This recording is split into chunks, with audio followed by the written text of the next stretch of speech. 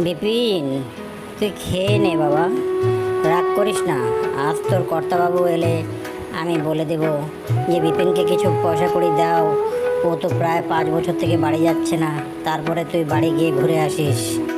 আমি জানি তোর কষ্ট হচ্ছে, বাড়িতে বউটা একা একা থাকে। ঠিক আছে, আমি তোর কর্তাবাবুকে বলে দেব, তারপর তুই গিয়ে বাড়ি গিয়ে ঘুরে আসিস। শেষ পর্যন্ত বিপিন 5 বছর পরে বাড়ি এলো।